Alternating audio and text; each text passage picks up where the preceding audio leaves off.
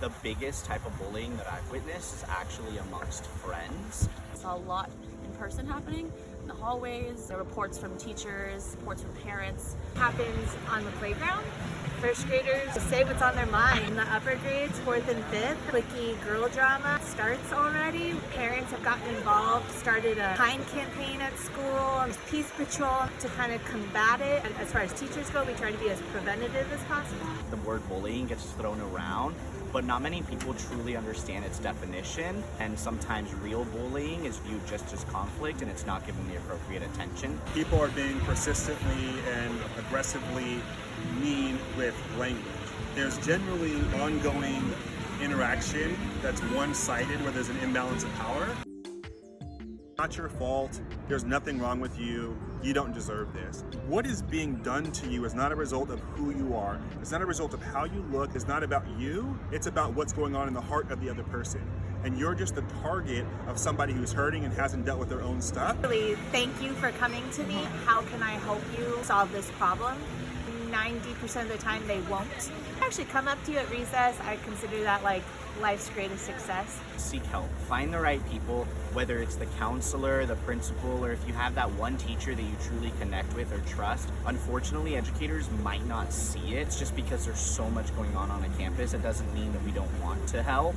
Playing a sport, getting outside, exercising, writing, finding an outlet where you can take emotions you're feeling and get them out, because otherwise they might manifest negative behavior.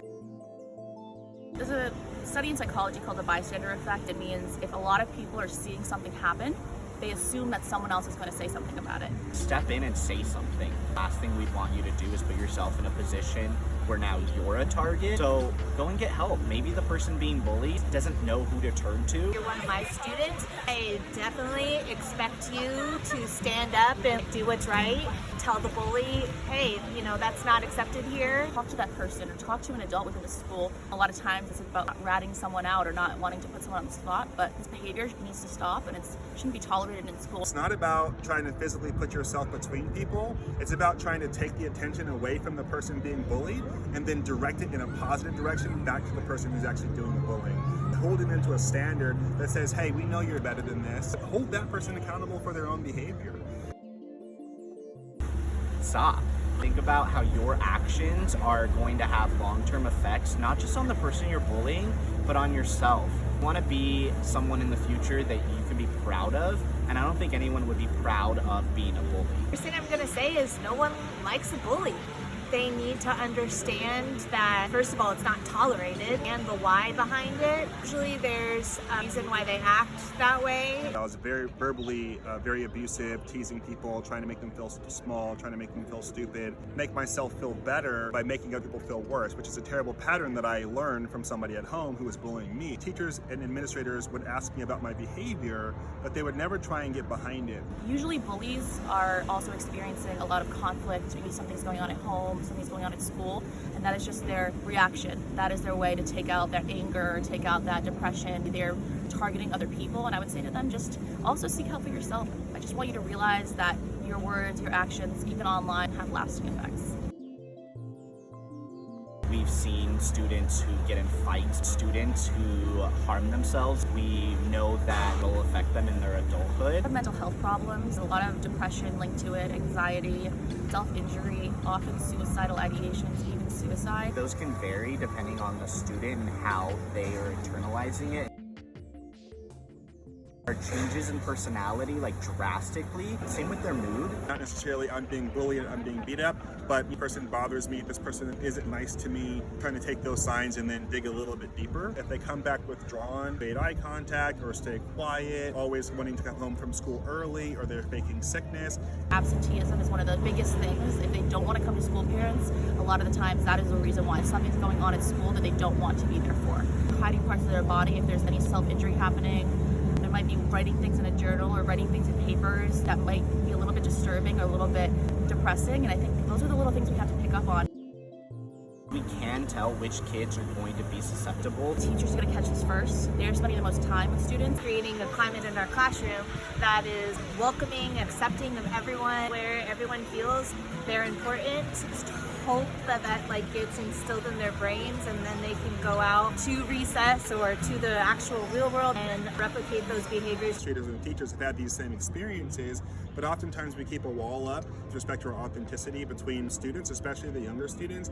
And I think it's important to start to break down some of those walls and really help them understand the human experience that they're having. Being in tune with the student body down to the individual. I know that sometimes our caseloads are really big and this isn't always a possibility, but any way that you can reach a student, especially if you feel like their behaviors change. Work together to get the whole campus to a point where they understand it's a zero tolerance place for any sort of bullying. Understand what they're going to and what they're coming from when they arrive to school or when they leave school. It helps you figure out what you need to do first thing AM and last thing PM. There's an anti-bullying training every single year in San Diego, and I'm sure many other cities. Go to those and become knowledgeable about the subject. Empower them with the tools to start dealing with it on their own, in addition to having that support. Every time something bad happens to me, I need a parent, a teacher, or a principal to save me. Then they start to feel less and less safe because it's always this other person. What happens when they're alone?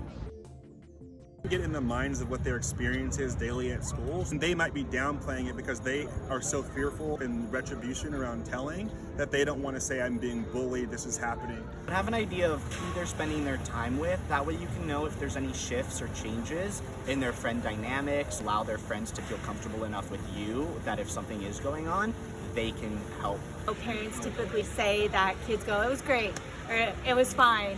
You just have to keep asking more questions, ask more specific questions. Hey, let's first start with a place of concern for you and helping you understand that what's happening to you is not your fault, is not a result of something that you did.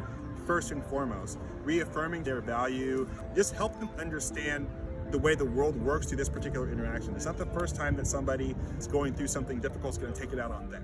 Talk to your kids. I know that we live busy lives. I know there's a million things going on, but especially when your kids are like middle school, high school, to get to know them through their development, through their growth. It's a very difficult time for kids, so lend an ear, be that resource, be that support system for them at home. Find those people on campus that you trust. Sometimes the counselor isn't the one that you know best. As long as you talk to somebody and get the proper help. There's a lot of shame or guilt surrounding this. You might not want to tell someone that someone's picking on you. Being able to release it in small ways, either through on your own or through talking to someone, is the best way to get the problem solved. So you shouldn't ever have to be disrespected online or in person. Everyone has experienced some sort of bullying, some sort of negativity in their life. We want to help you get through that.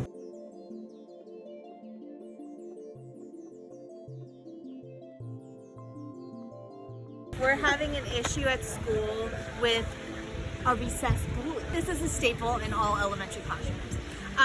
You have little things, like the guy took my ball and he's not giving it back to me and he wasted my whole recess. He's a jerk. Going up to bullies, stand tall, Molly Lou Melon, boys talking to girls and saying, oh, you're a girl, you can't do that. This is the best. Pink is for boys. It's such a simple story, but with like a huge message.